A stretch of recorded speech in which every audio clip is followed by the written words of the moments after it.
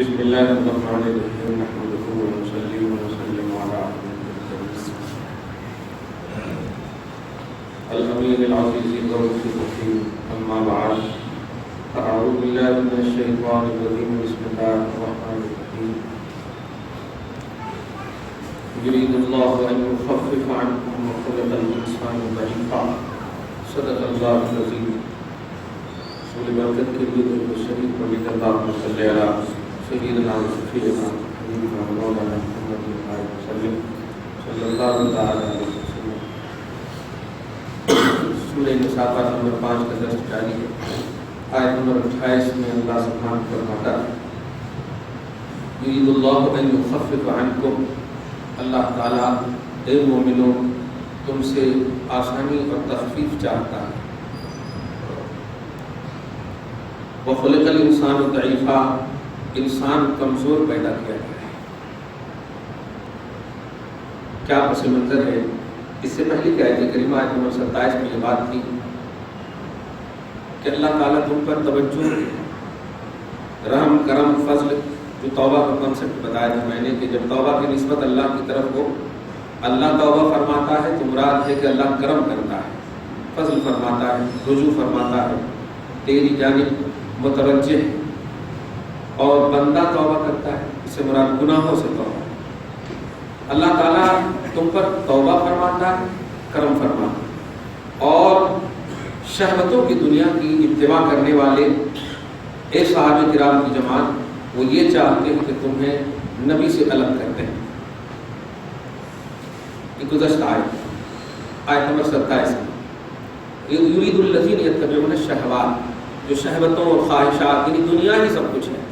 چنانچہ صحابہ کرام کو بہت سارے لوگ طعنہ بھی دیتے تھے، مدینے کی بخار نے ان کو کھا لیا ہے، پیٹ میں آنت نہیں ہے، یہ طواف کیا کریں گے، طواف تو ہم کرتے ہیں بہترین چکن کھا کے، بہترین مٹن کھا کے. اس طرح سے طعنہ دیتے تھے. تو یہ دنیا کی اور لذتیں اور شہوتیں ان کے اندر رچ بس گئی تھی. ان لوگوں کی اندرونی جو نظریے ہیں، اللہ پاک اس کا بھاڑا کھولتے ہوئے کہہ رہا ہے کہ یہ جو دنیا کی خواہشات میں ہیں، ان کا صاف مقصد یہ ہے کہ وہ نبی کے قدم سے دور کرتے ہیں. لیکن اب یہاں پر دیکھیے آیت نمبر 28 یرید اللہ ان یخفف عنکم، اللہ چاہتا ہے کہ تم سے تخفیف کرے. اب تم سے تخفیف کرے، تم پر آسانی کرے، یہ کیا ہے؟ بتاؤ محمد کو ماننے میں تجھے کیا تکلیف ہے؟ تھوڑی سی بھی اگر توجہ دو اور غور کرو تو آسانی ہی آسانی ہے، کوئی تکلیف ہی تک نہیں. مگر چاہتے خدا کی نگاہ سے دیکھو گے تب خدا چاہتا ہے کہ تم پر تخفیف کرے. یعنی تم اگر نبی کو چھوڑ دیتے ہو تو دن بھر اس کی سازش، اس کی غیبت، اس کی چغل خوری، اس کے پڑے ہوئے ہو، اور نبی کے پاس آؤ تو صرف تصور آخرت، بس ایک ہی کام، تصور آخرت، توجہ اللہ. تو کتنی آسانی ہوئی نبی کے قدم میں. تو وہ چاہتے ہیں، دنیاوی لذتوں اور شہوتوں والے چاہتے ہیں نبی سے دور کر دیں، جو در حقیقت تمہیں تثقیل یعنی ثقال اور بوجھ پر ہی ڈالنا چاہتے ہیں، تم پر بوجھ ڈالنا چاہتے ہیں. لیکن اللہ چاہتا ہے کہ نبی کے قدم ہی میں رہو تاکہ وہ تخفیف کرتا چلا جائے. 50 وقت کی نماز کو 5 وقت میں اللہ تعالیٰ نے کس کے لیے بدلا؟ حضرت موسیٰ نے تو یہ کہا تھا کہ آپ کی امت کو ہم جانتے ہیں، مگر یا رسول اللہ سب سے پہلے تو آپ صحابہ کو لا کے دے رہے ہیں. جو صحابہ کرام آپ کی مطلب انگلی کی حرکتوں کی اتباع کرنے میں، ہونٹ کی حرکتوں کی اتباع کرنے میں آگے ہیں، اگر آپ ان کو 50 رکعت دے دیتے وہ کیسے نیگلیکٹ کرتے؟ وہ تو جان قربان کر دیتے. وہ تو تمنا کرتے تھے کہ 6 مہینہ تک روزہ رہ جائے تو اچھا تھا. لیکن رسول اللہ صلی اللہ علیہ وسلم کے صحابہ کرام کو دیکھتے ہوئے اللہ تعالیٰ نے فرما رہا، ہمیں دیکھتے ہوئے کہہ رہا ہے ان سے ہمیں کوئی خطرہ نہیں ہے، لیکن بعض والی نسلیں ہیں اس کے بارے میں فرما رہا ہے کہ ہم تمہیں تخفیف چاہتے ہیں، آسانی چاہتے ہیں. کمال ہے، نفل بھی آپ پڑھیں اللہ کے واسطے، سنت بھی پڑھیں اللہ کے واسطے، فرض بھی پڑھیں اللہ کے واسطے. پھر ڈیوائڈ کیسا؟ جب سب اللہ ہی کے واسطے ہے پھر ڈیوائڈ کیسا؟ یہی یہ تخفیف ہے. غور کریں، فرض اگر چھوڑ دیں گے آپ کی نفل بھی قبول نہیں ہوگی، سنت غیر مؤکدہ کچھ بھی قبول نہیں ہوگی. فرض پڑھ لیں گے سب قبول ہو جائے. آسانی دیکھا آپ نے، اور فرض کیا ہے 3 رکعت ہے بس. فرض کیا ہے زیادہ سے زیادہ 4 رکعت. کتنی آسانی. ایک بار بھی اگر بولے تو 17 رکعت عشاء کی نماز. لیکن کب ہے 4 پڑھیں گے جو آسان ہے. 17 میں 4 تو آسان ہے. تو اللہ تخفیف چاہتا، آسانی چاہتا. سب سے آسان جملہ یہی ہے کہ نبی کے قدم میں رہو گے آسانی ملے گی، اور ان لوگوں کے پاس رہو گے تو ہمیشہ سوچتے ہی رہو گے محمد کو کیسے مارنا چاہیے، صحابہ کو کیسے ہٹانا چاہیے، ان کو یہ کیسے کرنا چاہیے. تو اسی میں تمہارا ٹائم ویسٹ ہو جائے گا، برباد ہو جائے گا. ایک وجہ یہ بھی تھی آل اولاد کو جو زندہ درگور کرتے تھے، اس کی وجہ یہ تھی کہ یہ خود سمجھتے تھے کہ ان کے پیچھے اگر پڑے تو ہو گیا، پھر محمد کو کیسے ستانا، اس لیے بھی درگور کرتے تھے. لیکن دیکھیے نبی کے پاس آتے ہی عورت کو بھی سمان مل گیا، بچوں کو بھی سمان مل گیا، خود کا بھی احساس ہو گیا، سب کچھ مل گیا. تو نبی کے قدم میں تخفیف خدا ہے، اللہ کی جانب سے تخفیف ہے.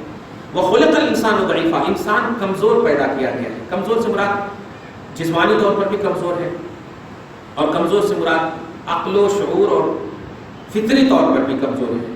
کیسے؟ شیطان چونکہ اللہ سے لڑا ہے، انسان سے نہیں لڑا. شیطان اللہ کو چیلنج کیا جب اسے نکالا گیا جنت سے، تو کہا لَأُغْوِيَنَّهُمْ أَجْمَعِينَ إِلَّا عِبَادَكَ مِنْهُمُ الْمُخْلَصِينَ فَبِعِزَّتِكَ، تیری عزت و جلال کی قسم. شیطان بھی خدا کی عزت کی کر رہا ہے. تیری عزت و جلال کی قسم ہم تمام لوگوں کو بہکائیں گے. یہ اللہ کو کہہ رہا ہے، آپ کو نہیں کہہ رہا. اس کا مطلب یہ ہوا کہ شیطان کے مقابلے میں انسان کمزور ہے. اب سوائے نبی کے قدم کے اس کمزوری کو دور کرنے کوئی صورت ہی نہیں ہے. پوائنٹ نوٹ کریں کہ نبی کے قدم میں رہو تخفیف ہوگی. انسان کمزور پیدا کیا گیا ہے. وجہ یہ ہے اگر نبی کا قدم چھوڑو گے تو شیطان چونکہ رحمان سے لڑا ہے تم کو آٹومیٹک پٹک دے گا. تم اگر اس کمزوری سے بچنا چاہتے ہو نبی کے قدم میں رہو. فضل خداوندی خود شیطان نے اعتراف کر لیا ہے کہ تیرے جو مخلص بندے ہیں ہم اسے نہیں بہکا سکیں گے، لہذا دامن مصطفیٰ مخلص ہے، ان کے دامن سے وابستہ ہو جاؤ، تمہیں بھی نہیں بتائے. یہ ہے اصل شیطان کو کس طاقت دیا. اب اللہ تعالیٰ کی مطلب یہ کہ بھائی حضور کو بھی ستایا ہم نے. ہاں بتائیے یہاں پر 2 چیزیں ہیں. پورا بول لیجیے. جی ہاں بول لیجیے. آپ شیطان کو کئی طاقت دیا کی طاقت کیوں دیا ہے؟ یہی حضور کو بھی ستایا ہم نے. یہاں پر طاقت بھی آپ کو بتاؤں اور یہاں پر شیطان کی کمزوری بھی بتاؤں. اللہ نے نہیں کہا کہ تم میرے مخلص بندوں پر داؤ نہیں چلا پاؤ گے، اس نے خود کہا. اس کا مطلب طاقت کہاں ہے اس کے پاس؟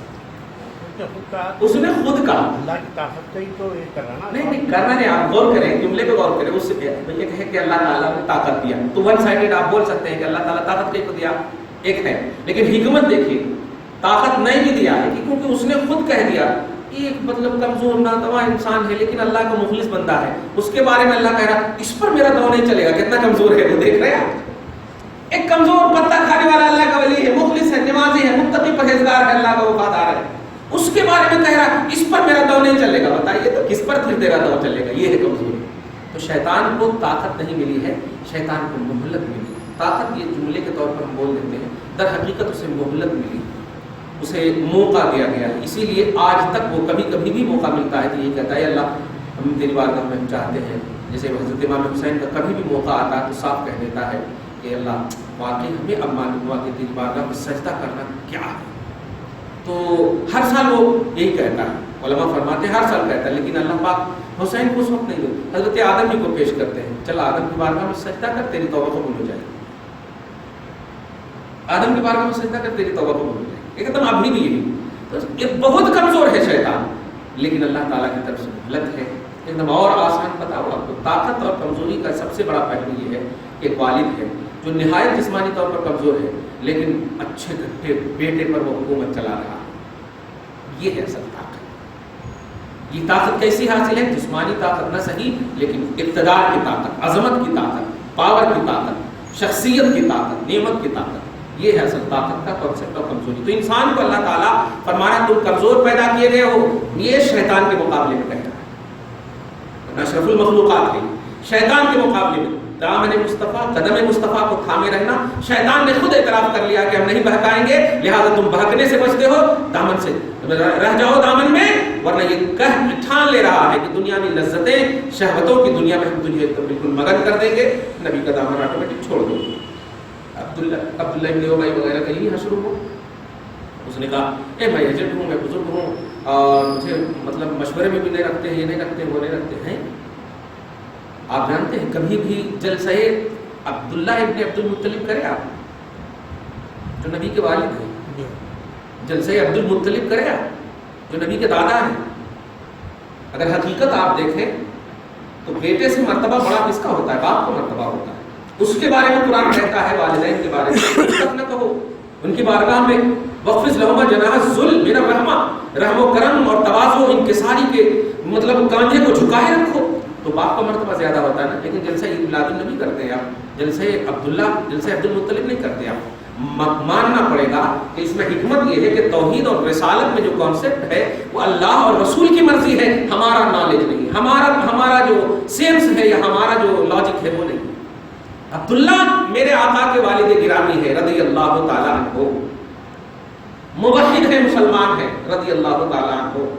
ان کے دادا موحد ہے، مسلمان ہے حضرت آدم تک. لیکن شرافت و کرامت اینڈ کر دیا اللہ تعالیٰ نے محمد عربی پر، یہی ایمان.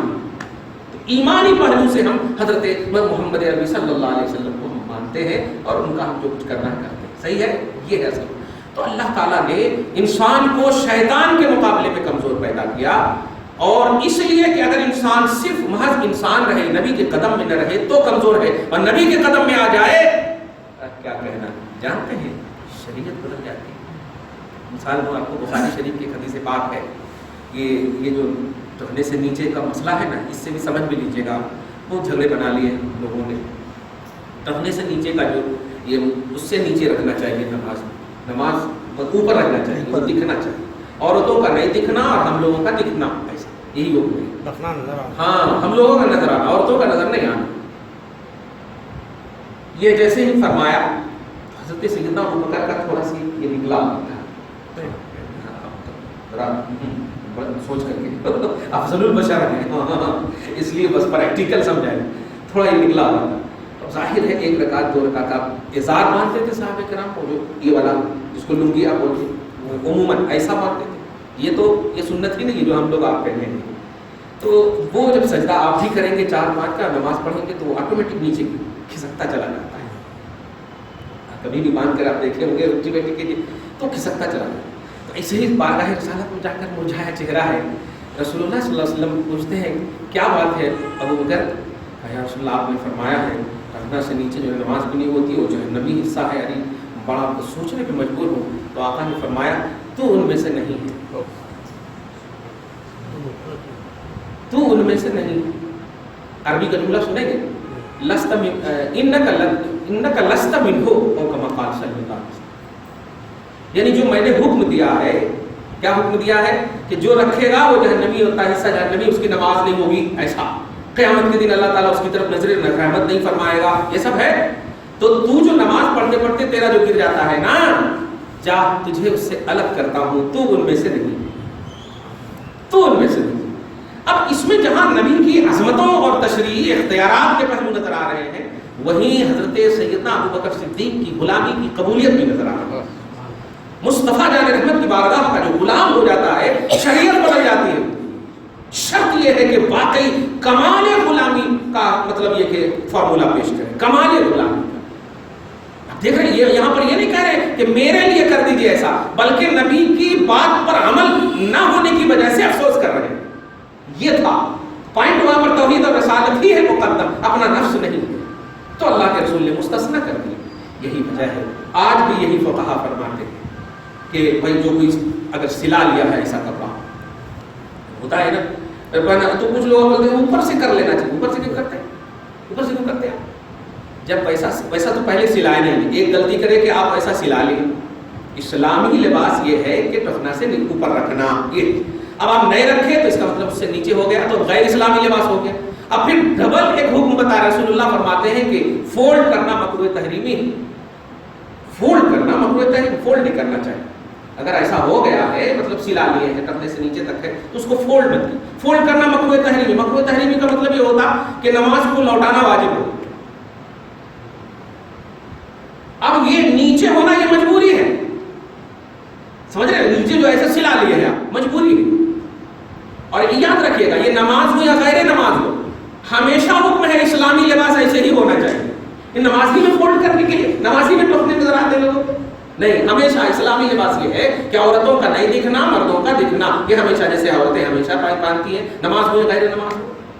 تو کبھی اگر ٹخنے سے نیچے ہو جائے اور ویسا پائجامہ مطلب سلا ہوا ہو یا ازار ہو ویسا لمبا تو آپ جو ہے مطلب ازار تو خیر نہیں پائجامہ وغیرہ کو فولڈ مت کیا کیجیے کیونکہ بخاری شریف کی شروع کی حدیث پاک ہے نہا رسول اللہ صلی اللہ علیہ وسلم ان نکف شعرا او ثوبا ان نسدل نسدل سدل بولتے ہیں کف بولتے ہیں فولڈ کرنے کو اور سدل بولتے ہیں اس طرح سے یعنی کبھی ایسے کر کے بھی نماز نہیں پڑھنا. یہ دونوں لٹکنا. اگر کبھی ٹھنڈی میں آپ لوگ اوڑھ رہے ہیں تو اس کو ایک دم ایسا کرتے یہ دونوں سدل اس کو بولتے ہیں دونوں جانب لٹکنا ایسا نہیں. اور کف بولتے ہیں فولڈ کرتے ہیں. نہا بولے تو ایک دم مکروہ تحریمی منہیات نہیں عنی منکر بولتے امر بالمعروف نہیں عنی نہا رسول اللہ روکا رسول اللہ صلی اللہ علیہ وسلم. اس کو دھیان میں ہمیشہ رکھیے گا. اوپر سے بھی نہیں آپ اگر پہلے تو کہا میں نے کہ ویسا یہ تو نہیں کرنا ہے مطلب بھی تحریمی ہے یہ اندر سے ڈوب لینا تو کیا ہوتا. اسی لیے نے کہا میں نے کہ پہلے تو لباس ہی جو ہے ایسا سلانا ہے جس کو آپ پائجامہ کہہ رہے ہیں. اسلامی پائجامہ یہ ہے ٹخنے سے اوپر ہونا. اس کا مطلب کیا ہوا اب جتنا اوپر تک ہو سکے باندھیے آپ لیکن آپ فولڈ نہیں کیونکہ فولڈ ہی پایا جا رہا ہے نا. رسول اللہ نے فولڈ کرنے سے منع کیا. اب جب فولڈ کرنے سے آپ جیسے یہ بھی تو فولڈ ہے دیکھیے لیکن یہ سلا سے فولڈ ہے یہ اس کی حقیقت میں فولڈ ہونا یہ فولڈ نہیں. لیکن اب اگر آپ کریں گے تو یہ اس سے منع کیا رسول اللہ. تو ایسے ہی اگر لمبا سلا لیا ہے آپ تو اب وہ مجبوری ہے سمجھیے. تو اسلامی لباس ہے اب ایک مجبوری کے تحت ہے صدر چھپا ہوا ہے اس لیے ہم اس کو غیر اسلامی بھی نہیں کہیں لیکن اسلامی نہ ہونا اس لیے ہے کہ ٹخنے سے نیچے. تو مطلب یہ اب آپ عام زبان بول دو ٹخنے سے نیچے ہونا یہ مکروہ تنزیہی ہے اور ٹخنے فولڈ کرنا مکروہ تحریمی ہے اور دونوں میں مرتبہ مکروہ تحریمی کا بڑا ہے. عمل اس پر آپ کو کرنا یعنی چھوٹا تنزیہی ہے آپ جو غلطی کریں کہ سلا لیا ایسا یہ تنزیہی ہے. تنزیہی کا مطلب یہ ہوتا ہے خلاف اولا بچنا چاہیے نہیں بچے لیکن اگر اس کے مقابلے مکروہ تحریمی آ جائے تو اس سے بچنا واجب ہو جائے. مکروہ تنزیہی سے نماز واجب الاعادہ نہیں ہے مکروہ تحریمی سے نماز واجب الاعادہ ہے. اس کو دھیان. خیر بات یہ کہاں سے کہاں چلے. خلق الانسان ضعیفا انسان کو اللہ تعالیٰ نے کمزور پیدا کیا. یہ شیطان کے مقابلے میں ہے اور کمزوری کا تصور جسمانی نہیں ہے ایمانی کمزوری. آگے فرماتا اللہ یا ایھا الذین آمنوا لا تأکلوا اموالکم بینکم بالباطل. اے ایمان والو اپنے مالوں کو آپس میں باطل طریقے سے نہ کھاؤ. تفسیر بڑی لمبی آئی ہے لیکن ایک بات کہوں گا باطل سے مراد سود کے ذریعے سے جھوٹ کے ذریعے سے غیبت کے ذریعے سے چغلخوری کے ذریعے سے دھوکہ کے ذریعے سے نہ کھاؤ. اللہ کے رسول صلی اللہ علیہ وسلم فرماتے ہیں التاجر الصدوق الامین مل انبیاء والشہداء والنبیین او کما قال صلی اللہ علیہ وسلم. سچا امانت دار تجارت کرنے والا نبیوں اور شہیدوں کے ساتھ اٹھے گا. سچا امانت دار سچا اور امانت دار تجارت کرنے والا نبیوں کے ساتھ اس کا حشر. اب تجارت صرف یہی نہیں کہ ڈنڈی ہے لین دین تجارت سے لین دین ہرگز جھوٹ نہیں ہونا چاہیے. یہ سب باطل طریقے اس کے اندر آتے ہیں. رسول اللہ فرماتے ہیں جو باطل چیز کھاتا ہے اس کا گوشت جو ہے بنے گا یا خون بنے گا میدان محشر میں وہ تمہارے خلاف فتوا دے گا. ساری عبادتیں ایک طرف رکھ لیں. اس لیے جھوٹ ہرگز نہیں باطل کا پہلو نہیں ہونا چاہیے. اے ایمان والو لا تاکلوا مت کھاؤ اموالکم اپنے مالوں کو بینکم آپس میں بالباطل باطل طریقے سے جھوٹ طریقے سے سود کے ذریعے سے ہرگز نہ کھاؤ. دیکھیے ایک ہوتا ہے آپ مفتی صاحب سے صورت پوچھ رہے ہیں لیکن دل آپ کا کہہ رہا ہے کہ غلط ہے. دل کہہ رہا ہرگز پھر مت پوچھیے کیونکہ مستحبات اسے کہتے ہیں جو مطلب دل جس کو چاہے اور مکروہات اسے کہتے ہیں دل جس کو نہ چاہے. مکروہ کراہت سے کراہت تمام دل جس کو نہ چاہے. اب جیسے دیکھیے کوئی دودھ کھانے کی طبیعت نہیں ہوتی کسی کی تب اس میں کھانے کا واجب کا فتویٰ نہیں دے گا نہیں کھانا ہی پڑتا نہیں یہ کراہت تباہ ہے انہیں نہیں کھائیں گے. انڈا کوئی نہیں کھاتا نہیں کھائیں گے اس میں فتوے نہیں لگیں گے. تو ایسے ہی مستحبات اور مکروہات کا جو پہلو ہم نے بتایا وہ یہ ہے کہ آپس میں نہ کھاؤ. آپ فتویٰ اس لیے پوچھ رہے ہیں کہ اب مفتی صاحب اگر صورت نکال دیں تو پھر ہم جو ہے بری ذمہ ہو جائیں گے. لیکن نہیں اللہ تعالیٰ آپ کے دل کو دیکھ رہا آپ کے اندر کو دیکھ رہا آپ جان رہے ہیں اس فتوے کا جواب, آپ جان رہے ہیں اس کا بیک گراؤنڈ سب کچھ, لیکن آپ ایسا کیوں پوچھ رہے ہیں؟ خالی فون پہ پوچھ لیے کہ زید نے کہا کہ 3 طلاق. ارے 3 طلاق دوں گا, دے رہا ہوں, کل دوں گا, پرسوں دوں, آگے پیچھے تو بولو. خالی بیوی سے میں سنی ہوں 3 طلاق, ارے 3 طلاق دے سو سنے, نہیں دے سو سنے, ایسا بھی تو بول سکتا. میں تجھے 3 طلاق نہیں دوں گا, ایسا بھی تو بول سکتا. خالی 3 طلاق سن لیے تو آگے پیچھے جس کا فتویٰ آپ جان رہے ہو اس میں مشتعل اور پریشان ہے. یہ جو مفتی اور علماء کا جو مسئلہ واقعی یوز اینڈ تھرو ہو گیا ہے. ان سے پوچھ لیا نا تو بس اب انہوں جاننا, انہوں بکرا بننا, ایسا نہیں ہونا. اللہ تعالیٰ آپ کو بھی مطلب ذمہ دار بنایا, آپ بھی ذمہ دار. حدیث کی روشنی میں کلکم مسئول وکلکم راع عن رعیتہ, تم میں کا ہر فرد امت محمدیہ کا ذمہ دار ہے, تم میں کا ہر فرد اپنے ماتحت کا وکیل ہے, ذمہ دار ہے.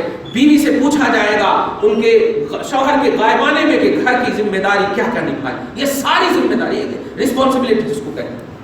تو ایسا ہرگز نہ فتویٰ پوچھیے کبھی جس کا آپ جواب جان رہے ہو اور دل کہہ رہا ہے. دیکھیے اب 1400 برس سے جھینگے کے بارے میں فتویٰ پوچھ رہے ہیں, کھانا کہ نہیں کھانا, اور ہر دعوت میں دیکھ رہا ہوں حیدرآباد میں کھا کر کے فتویٰ پوچھتے ہیں کھانا کیسا اماں. اب یہ سب نہیں ہونا چاہیے. یہ جو ہے ایک دم بالکل وقت کا ضیاع کرنا, یہ وقت ضائع کرنا. واقعی اگر اس میں جیسے کہ دیکھیے کسٹرڈ ہے نا, میری تحقیق نہیں ہے, میں نہیں کھاتا, میری تحقیق نہیں ہے کہ اس میں کیا ملایا جاتا ہے, لیکن کبھی میں نے سنا تھا کہ اس میں کچھ ملایا جاتا ہے, اس لیے میں نہ کھاؤں گا نہ حرام کروں گا. یہ فتویٰ ہے. جیسے رسول پاک ایک مقام ہے, مقام ضب, عرب کی کنٹری, ملک شام اور یمن کے پاس آزو بازو میں کہیں پر عرب کی کنٹری میں مقام ضب, زاد سے زاد با, یہاں جو انڈیا میں جس کو گھوڑ پوڑ بولتے ہیں, سسمار بھی بولتے ہیں اس کو. یعنی اگر سامنے دیکھ گیا تو اور ذرا آگے بڑھے تو گھوڑ بھاگ جاتا ہے. مثال بھی دیتے ہیں یہ سسمار کی طرح کیا کر رہا ہے, سامنے ہے تو ایک دم صوفی بن گیا, اور نکلے تو وہ شرارتی بن گیا. ایسا تو گھوڑ پوڑ کی زمین پر رسول پاک تشریف لے گئے. دیکھنا مسئلہ بھی سمجھ لینا, یہاں لوگ کھاتے بھی ہیں, ہاسن میں, کرناٹک میں تو میں نے دیکھا آپ یہاں کھاتے ہیں کہ نہیں. سعودی عرب میں تو بہت زیادہ کھانے دیجیے ان کو, آپ ہم میں سے جو کر رہے ہیں وہ کرنے دیجیے. ہاں خیر, تو مقام ضب میں رسول پاک تشریف لے گئے تو وہ لوگ کھاتے تھے بھون کر. سرکار نے تشریف لے گئے تو بھون کر کے لا کر کے دی. مصطفیٰ نے جب دیکھا کیا ہے, فرمایا مطلب نبی نے پوچھا کیا ہے, تو عزب یا رسول اللہ, ایک بڑے اچھے سے بولے. تو ابن ماجہ کی حدیث ہے لا آکلہ ولا احرمہ, جملے میں غلطی, لا آکلہ, میں اسے کھاؤں گا بھی نہیں اور میں اسے حرام بھی نہیں کروں گا. فتویٰ نکل گیا مکروہ کا, آٹومیٹک مکروہ کا فتویٰ نکل گیا. اب ہے کسی کی مجال کہ مصطفیٰ نے جسے ریجیکٹ کر دیا ہو امتی کھائے گا اس کو. صحیح امتی ہونے کا یہی ہے, میرے آقا نے کہہ دیا نہیں کھاؤں گا تو نہیں کھاؤں. جیسے کدو شریف, کبھی بھی بولیے تو کدو شریف بولیے. جانتے ہیں کیوں؟ اس لیے کہ حضرت جابر کہتے ہیں کہ جب کبھی میں دعوت کرتا اور کدو شریف میں گوشت ڈال کر بناتا, بڑا مزیدار ہوتا. ہاں ہاں, دال چا, حیدرآباد میں دال چا بولتے ہیں. چلیے ٹھیک ہے, کدو شریف اور گوشت ڈال کر بناتا. لیکن رسول پاک کے سامنے جب رکھا جاتا تو گوشت کو انگلی سے الگ کرتے اور کدو شریف کو نکال کر کھاتے تھے. اب یہ اتنا اہم فتویٰ ہو گیا, اتنا اہم کہ آپ سنیے, اب عشق کا فتویٰ ہی بن گیا. حضرت امام ابو یوسف جو حضرت امام اعظم کے شاگرد ہیں, قاضی ابو یوسف بڑے مشہور ہیں, عراق کے وہ جج بھی, گورنر بھی رہ چکے, شریعت کے قاضی شرع. ایک مرتبہ مطلب ایسے ہی کوئی بیٹھے ہوئے تھے, بیٹھے منہ میں مطلب ایک دبا, عربی میں بولتے ہیں کدو, دبا, اپنی زبان میں کہتے ہیں لا احب الدبا, میں کدو کو پسند نہیں کرتا. امام ابو یوسف نے سارا مطلب جو کچھ دیکھ رہے تھے قلم کو ایسے ہی چھوڑ چھاڑ دیا بہترین سے. اس کے بعد کہا کس نے کہا, اور اس کے بعد جو ہے نا اس کو یا تو قتل کروا دیا یا 80 کوڑے لگوائے. اب لوگوں نے پوچھا حضرت آپ قاضی شرع ہیں تو اس کو بھی کچھ بھی فتویٰ دے دیتے, کیا ایسا بولے وہ؟ تو آپ نے فرمایا میں نے کسی کو کچھ فتویٰ نہیں دیا ہے, بتا مصطفیٰ کی چاہت کو ریجیکٹ کرنا, یہی جملہ کہا. میرے آقا نے کو اتنا پسند ہے کہ گوشت کو الگ کرتے تھے اور انگلی سے نکال کر کھاتے تھے, گیا کتنا پسند کرتے ہوں گے. اور یہ امتی کیسا ہے کہ کہتا ہے میں اسے پسند نہیں کرتا. بھائی تیرے کو پسند نہیں ہے تو چھوڑ دیتا, بولا کیوں تو؟ بہت سارے کھانے ایسے ہوتے ہیں جو ہم نہیں الحمدللہ شکریہ ایسا بول دیتے, الحمدللہ شکریہ, لیکن کھاتے نہیں. تو بول کر کے انہوں نے کوڑا لگوایا. درود درود شریف میں پڑھ لیتا ہوں. بہرحال باطل طریقے سے کھانے پینے ہرگز نہیں ہونی چاہیے. جسم کا خون بنتا ہے اور جو خون بنے گا باطل طریقے سے وہ خون بارگاہ خداوندی میں آپ کے خلاف گواہی دے گا. رسول پاک نے کہا میں نہ کھاؤں گا، میں نہ اسے حرام کروں گا. کراہت کا فتویٰ اسی سے نکل گیا. مکروہ تنزیہی کا فتویٰ ہی صحیح، مکروہ تحریمی کا فتویٰ صحیح، لیکن کراہت کا فتویٰ نکل گیا اسی سے کہ جس چیز پر دھیان دیں گے آپ، جھینگا وغیرہ ہے، جس چیز پر شک واقع ہو جائے اور اس سے بچنا ممکن ہو تو بچنا افضل ہے. جس چیز پر اب جھینگا نہیں کھائیں گے تو کیا مر جائیں گے؟ لیکن اگر ماں باپ کی دوا کی ضرورت ہے اور نہیں لائیں گے تو ماں باپ مر جائیں گے. یہ اس سے زیادہ اہمیت کے حامل ہے. حقوق اللہ، حقوق العباد، یہ اس سے زیادہ اہمیت کے حامل. لیکن اتنا ڈیپلی، ارے پرسل تو ایک اور مسئلہ پوچھ لیا، حسن سے ایک خون آیا گا. خون تو مطلب اگر ہم جسم سے بہتا خون حرام ہے نا حضرت، لیکن اگر بکرے کے جسم سے ہم سوئی کے ذریعے نکال لیے اور اس کا شوربہ بنا کے پیے تو کیسا؟ دیکھ رہے ہیں آپ کا مسئلہ. یعنی موسیٰ کی قوم میں ان لوگوں کو پیدا ہونا تھا. شریعت محمدی میں رہ کر کے اس طرح کی باتیں پوچھتے. خون بکرے کا نہ کوئی حرام نہ خون پیو. کیا ہنستے ہوئے جواب دینا پڑا اور رونا بھی پڑا. کیسے سب لوگ آئے خون کے شوربہ بنانے کی بات کریں. قرآن پاک میں جہاں کہیں کہا گیا باطل طریقے سے نہ کھانے پینے کے بڑے اہتمام، بلکہ کہیں کہیں پر تو سورہ الانعام میں دیکھیں گے آپ کہ اللہ پاک نے ایمانیات قرار دیا کہ اللہ کا نام لے کر کے کھاؤ، یہ ایمان میں داخل. کھانے پینے کی اہمیت میں بھی اللہ پاک نے توحید کا کانسیپٹ رکھا ہے، ایمانیات کا کانسیپٹ رکھا ہے. جیسے تیسے کھا لیتے ہیں، بسم اللہ پڑھ کے کھانے میں ہوا کیا ہے؟ کھڑے ہو کر کے پی لیتے ہیں. رسول اللہ صلی اللہ علیہ وسلم نے انگلی ڈلوا کر کے قے کروایا جو شخص کھڑے ہو کر کے پانی پی لے. ہم لوگ جو ہے فریج کے سامنے کھڑے ہو جاتے ہیں، گڑ گڑ گڑ دے دیتے. آپ ذرا سوچئے، اور کتنی بڑی بیماری ہے آپ ڈاکٹر سے پوچھے جا کر. جسمانی طور پر اتنی خراب بیماری ہے کہ کھڑے ہو کر پانی پینے والا جس رگ میں پانی جانا چاہیے، جس رگ سے دوسرے رگ میں بھی چلا جاتا ہے پانی اور بیماری ہو جاتی ہے.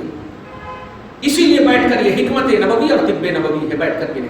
البتہ آب زمزم کھڑے ہو کر پینے کا حکم یہ ہے کہ سارے رگوں میں وہ چلا جائے برکت کا پانی، سارے رگوں میں وہ چلا جائے. تو کھڑے ہو کر کے بھی پانی نہیں. کھانے پینے فیشن بنا لیے، فائدہ کیا ہوگا؟ دنیا کے کسی کونے میں آپ رہیے، مسلمان بنے رہیے، دنیا کے کہیں پر بھی رہیے، خلوت ہو جلوت ہو. اگر موت ہو جائے، ہمارا مطلب یہ کہ ولیمہ خانہ میں، دعوت خانہ میں، نکاح خانے میں اگر موت ہو جائے تو پھر کیا کریں گے؟ وہی 2 گز زمین اور وہی سفید کپڑے میں نہلایا جائے گا، لپیٹا جائے گا، ڈالا جائے گا. اس لیے کہیں پر بھی رہیے مسلمان. آج اس لیے بھی ہم زیادہ بول رہے ہیں. ابھی میں نے ایک سوال ایسے کہ ختم نبوت کے حوالے سے بڑا سوال گونج رہا ہے فیس بک پر، ٹویٹر پر، اور انڈیا والے بہت مطلب کم بول رہے ہیں. ایسا نہیں ہے. پاکستان میں چونکہ 1977 وغیرہ کی بات، مطلب جو قانون جب بنا تھا تو آئین میں داخل کر لیا گیا تھا قادیانیوں کو نکالنے کے لیے. وہ ایک حالات تھے بس، ورنہ حقیقت یہ ہے کہ ختم نبوت کا جو قانون ہے یہ پاکستانی قانون نہیں ہے، یہ قرآنی قانون ہے. یہ قرآن کا کانسیپٹ ہے. خاتم النبیین سورہ احزاب کے آیت نمبر 40 میں اللہ پاک نے فرمایا وَلَٰكِن رسول اللہ وخاتم النبیین، کہ اللہ کے رسول ہیں اور آخری نبی ہیں. تو آخری نبی ہونا یہ قانون پاکستان نہیں ہے، آئین پاکستان نہیں ہے، بلکہ یہ قرآن کا قانون ہے، قرآن کی شریعت ہے. تو ختم نبوت کا عقیدہ یہ کسی ملک کا نہیں، یہ اسلامی عقیدہ ہے. اس لیے وہ لوگ اگر کر رہے ہیں تو آپ سب بھی ایکٹیو رہیے. کوئی بھی ہو، قادیانیت یہاں بھی ہے وہاں بھی ہے، لیکن سیاست کو سیاست کے آئینے میں دیکھنا چاہیے. بڑا افسوس ہوتا ہے. اللہ پاک بچائے رکھے، ہر ملک کو بچائے رکھے، ہم لوگوں کو بھی بچائے رکھے. یا ایھا الذین آمنوا لا تأکلوا اموالکم بینکم بالباطل، اے ایمان والو آپس میں باطل طریقے سے مال نہ کھاؤ، لیکن الا ان تکون تجارۃ عن تراض منکم، مگر یہ کہ آپس میں اگر راضی برضا تجارت کر رہے ہو تو اس میں کھانے میں کوئی حرج نہیں. کیسے؟ انویسٹ جس کو آپ بول رہے ہیں، دونوں ایک لاکھ روپے انویسٹ کیے، اب اس میں جو نفع آ رہا ہے دونوں مل کر کھا رہے ہیں الحمدللہ. تو یہ آپس میں رضا برضا، دھوکہ کا پہلو نہیں ہونا چاہیے. دھوکہ اسلام میں کافر کے ساتھ بھی کرنا حرام ہے. انڈیا کے کفار حربی ہیں، یہ سب کا فتویٰ ہے، اس میں کسی کا اعتراض نہیں. کسی کا شک نہیں ہے، پورے انڈیا کے تمام مدارس کا فتویٰ، لیکن پھر بھی یہاں کے گورنمنٹ سے دھوکہ کرنا حرام، یہاں کے کسی بھی فرد سے دھوکہ کرنا حرام، دھوکہ آپ کسی بھی کافر کے ساتھ بھی نہیں کر سکتے، بالکل دھوکہ حرام ہے، یہ مصطفیٰ کی شریعت ہے۔ یہاں تک کہ بہت سارے صحابہ کرام کبھی اگر زبردستی کسی کی بکری وغیرہ لے آتے تھے یا کوئی ایمان لے آئے اور ان کے ساتھ بکری بھی آ جاتی تھی تو آقا فرماتے تم ہمارے ہو چکے ہو، لیکن یہ تمہارے آقا یعنی یہودی جس کے تم تحت تھے، جو مالک ہے تمہارا، اس کو یہ لوٹا دو۔ سرکار جب یہ فرماتے یا رسول اللہ مال غنیمت ہے، نہیں، مال غنیمت اسے کہتے ہیں کہ وہ مد مقابل لڑے، پھر جا کر کے وہ ہزیمت سے دو چار ہو، پھر جو ساز و سامان چھوڑے وہ مال غنیمت۔ اپوزیشن لڑے، وہ کہاں لڑے ہیں، اس کو تو چپکے چوری تم لے کر کے آ گئے، تو دھوکہ نہیں ہونا چاہیے۔ تو جب سوچیے آپ کافروں کے ساتھ نہیں دھوکہ کر سکتے تو مومن کے ساتھ کیسے کریں گے آپ؟ بڑی تکلیف ہوتی ہے۔ ابھی دیکھیں 50 روپے کی نوٹ نکلی، کل بھائی صاحب آ رہے تھے، 50 روپے کی نئی نوٹ نکلی ہے، 75 روپے میں 50 روپے کی نوٹ دے رہے ہیں وہاں پر، جو ایکسچینج کرتے ہیں نا، ہاں نئی نوٹ 75 روپے، اور سب مسلمان ہیں۔ اب آپ بتائیے کیا ہوگا، کہاں سے ہوگا؟ پتے کھا کر کے اللہ کے ولیوں نے، محبوبوں نے دین کو پھیلایا، قربان ہو کر پھیلایا، اور یہ دیکھیے 50 روپے کو 75 میں بیچ رہے ہیں۔ معاذ اللہ رب العالمین، کیا ہوگا ان کا؟ وہ جو جائیں گے تو بیٹا بیمار نہیں پڑے گا، 75 کے ڈبل 150 روپے خرچہ نہیں ہوگا؟ نہیں کرنا کبھی بھی ایسا، مسلمانوں کے ساتھ تو اور بھی مت کرو، ہندو کے ساتھ، کافروں کے ساتھ بھی نہیں کر سکتے، اس کو ہمیشہ دھیان میں رکھیے۔ اللہ فرماتا ہے الا ان تکون تجارۃ عن تراض منکم، تم میں سے جو رضا، ولا تقتلوا انفسکم، اور خود کو قتل مت کرنا، خود کو قتل مت کرنا، وہی یہاں پر خودکشی مراد ہے، خودکشی کرنا بھی حرام ہے، ہرگز نہ کرنا، اس لیے کہ جسم اللہ کی امانت ہے، امانت کو سمجھنا نہیں چاہیے، امانت کو دیکھنا چاہیے، نگرانی کرنی چاہیے۔ اب بیمار ہو کر کے بس ہو گیا، اے اللہ موت کہنے دے رہا، یہ سب نہ بول، جب تک زندہ ہے سانس لیتا رہے، ختم، یہ جسم اللہ کی امانت ہے، یہ امانت کی نگرانی جہاں تک ہو سک رہی ہے کر، مرنا نہیں، کسی کے کہنے پر، کسی کے بہکاوے پر، یا کسی چیز میں فیل ہونے پر ادھر ادھر میں قتل مت کرنا۔ ان اللہ کان بکم رحیما، کیونکہ اللہ پاک فرما رہا اینی ٹائم اللہ تعالیٰ تمہارے اوپر رحم فرمانے والا ہے۔ دعا ہے پروردگار عالم آج کی اس خصوصی گفتگو کو اپنی وفا صاحب الاولاد کے وسیلے سے قبول فرمائے، ہم سب کے گھر بار میں اولاد میں برکتوں سے نوازتا رہے، ہم سب کی خواہشوں کو، آرزوؤں کو خیر کے ساتھ قبول فرمائے، والدین کو عزت و وقار کا جینا نصیب فرمائے، جو انتقال کر چکے ہیں ان کی بخشش فرمائے، جو زندہ رہنے سے انتقام عاجلہ نصیب فرمائے، شہیدان کربلا کے وسیلے سے گھر بار میں، اولاد میں عزت و ناموس رسالت کی تمام تر توانائیوں کے ساتھ زندگی نصیب فرمائے، حسنین کریمین کی شہادت کا صدقہ نصیب فرمائے، زینب کا صبر نصیب فرمائے، فاطمہ کی تلقین نصیب فرمائے، شہربانوں کا صبر نصیب فرمائے، علی اصغر کی کا تصور اور قوت نصیب فرمائے، امام زین العابدین کی بیماری کے سبب طفیل میں ہم سب کو شفاء کامل اور صحت کاملہ اور عاجلہ نصیب فرمائے، وصلی اللہ تعالی علی خیر خلق محمد وآلہ وصحبہ اجمعین برحمتک یا ارحم الراحمین۔